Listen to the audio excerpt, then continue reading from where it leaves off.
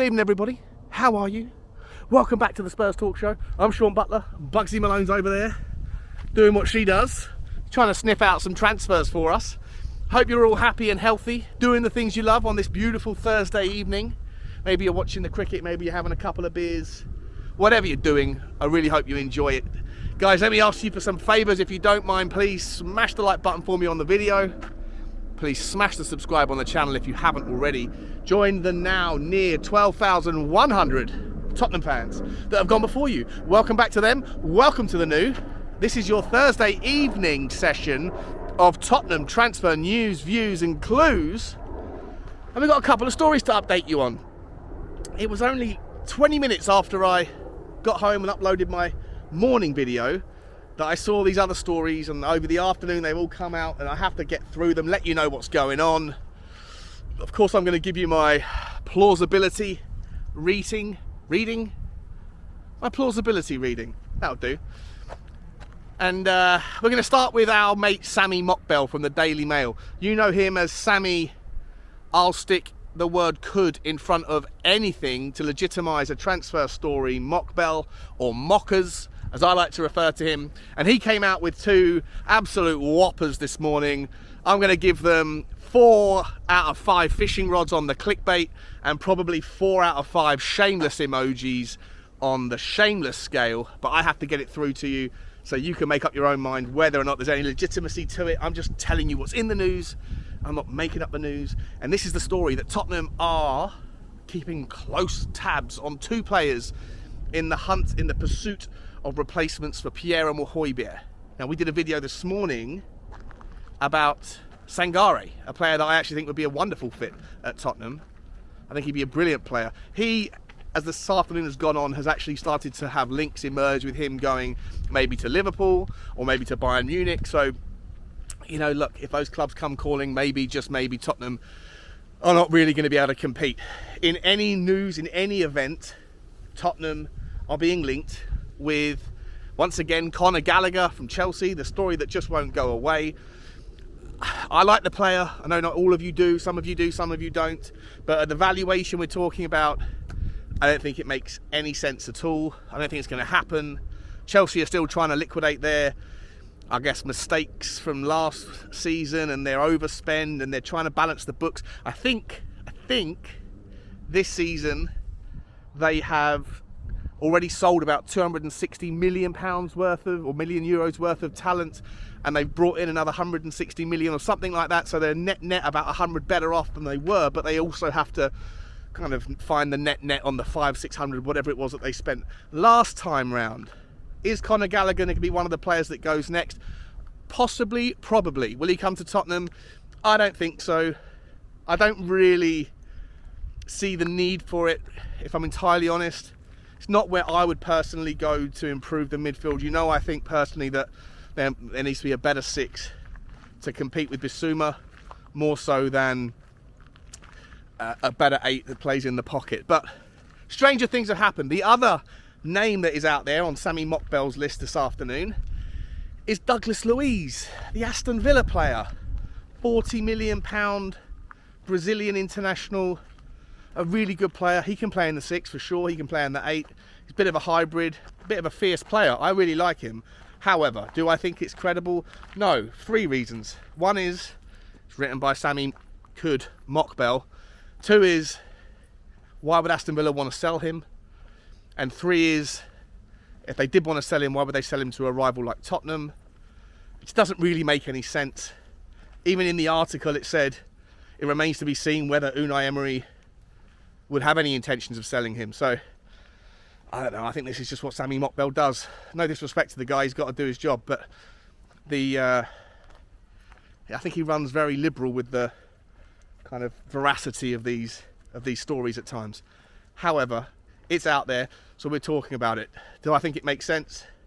Not really, not at 40 million, if I'm entirely honest. I think there's better value players out there. We've spoken about them ad nauseum, so I won't go through it with you, who those players are, but there's a lot out there that can play hybrid 6, 8.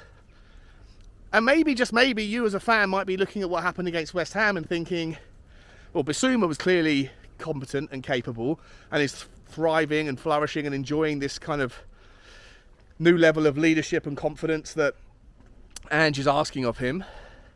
And maybe you can think that Pape Sarr could come in and play behind him if needed, or if asked to, if there's injuries or just in rotation. Maybe we don't really need it. I personally think we do. But then if you look at players like Lo Celso, did that performance give you enough optimism or desire to keep him around? We haven't yet seen Ndombele. I mean, we have got a lot of midfielders. I just don't necessarily think that they're all perfect fits, that they all want to be here, or that they all have the work rate to be able to keep up the levels throughout the season in a high intensity, high work rate pressing system. But those were the links. For me, Douglas Luiz is not going to happen. I don't mind if it does happen, but I just don't believe it. And again, I don't really think Conor McGregor, said him again, not Conor McGregor, Conor Gallagher. I don't think Conor Gallagher is going to come in. However, there is one other story that did emerge today, and that is Gary Jacob of the Times, who is a tier one. He is credible. He is generally reliable. Doesn't get them all right, of course, but when he talks, it's generally based on something credible. He said Harry Kane has absolutely no intention of signing a new contract at Tottenham, that he won't force the move. He won't ask for a transfer request following what happened with the Man City debacle a couple of years ago, but that essentially he wants to go to Bayern, he wants out, and Tottenham have got to make a decision. Now, George Bannister, who I don't know who he is or why he is an ITK, but people that I know think of him with high regard, he came out and responded saying, that's just not true. Harry Kane hasn't said that he's not going to sign a contract in the world that George hangs around with. So I don't know whether or not he knows something, but there's conflicting stories there. To me, as I've said 100 times now, I think all of the noise, all of the energy that I'm seeing from the confidence of the German press, the Bayern Munich directors saying what they've said, Harry Kane not even doing a Spurs play interview where the questions could be controlled. I didn't think his energy looked particularly great in the game.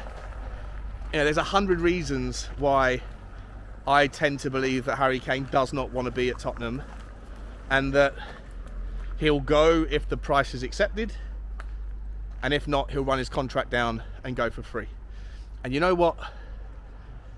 I don't know what the right number is, but if Bayern Munich have got a limit to it, then I think maybe Daniel Levy needs to see the wood for the trees on this one and get it done early. There's so much more work we have to do. There's the centre-backs. There's obviously some midfield decisions that may or may not need to be made. We've only got rid of one player. You know, Chelsea have got rid of about 15 players, guys. They're doing business. They're not messing around. They are flying through that squad. Tottenham really aren't. And Daniel Levy and Donna Maria Cullen are out in Perth or in Singapore now. You know, the priorities seem a little bit weird, but for me, if Harry Kane, if it's true what Jacob is saying, then let's just get on board it. I don't necessarily want that kind of negative energy around. I'm sure Ange doesn't either. We'll be fine. It will take a bit of time. It's not going to be easy to replace him, but there will be a time when we don't have Harry Kane scoring goals for Tottenham anymore, whether it's in 1 month or in 4 years or in 12 months. At some point, he won't be a Tottenham player. Tottenham have to get behind a vision of a different player playing in the 10 or in the 9. And for me, that time might as well be now if he really doesn't want to be here. If Bayern Munich have only offered £68 million, then I don't think you're in the Goldilocks zone.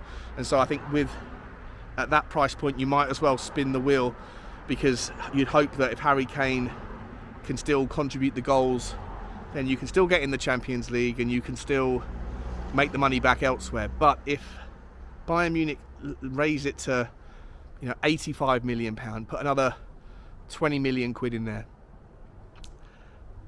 and if it's true that Harry Kane has said he wants out, which I believe it is true, then you say, let's do it now, Bayern Munich, hurry up, get the money, come on, let's just get a kind of get a wriggle on with this, because we're going to have to make some plans around the rebuild, the reshape. Where do we go? You know, I've said before, I think that it's never going to be easy to lose the impact of Harry Kane. However, with the requirements, not the specificities, I'm going to use that word a little bit more sparsely in future, with the requirements of the Postecoglou system, the number 9 has more responsibilities to do things off the ball, to pull players out of position. And so if you're going to pick a system to not have Harry Kane in it, then maybe this system is the best system to have that scenario play out.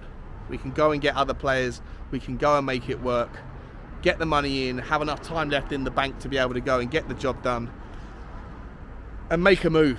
Like, I think we need to just get on board it, because I'm so sick and tired of talking about it. I am so sick and tired of the will he, won't he. To me, I don't think he wants to be here. So do you really want a guy who isn't a part of the new project being around, even if it's Harry Kane, with all of Harry Kane's history and what he's done for the club and all the love and everything that we all have for him?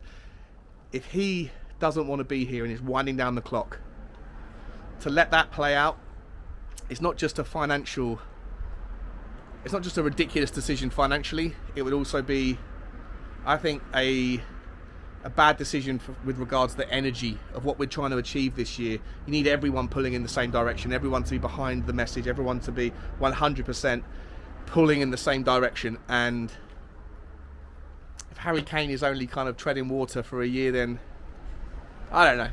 That's how I feel about it. I think that's how I feel about it.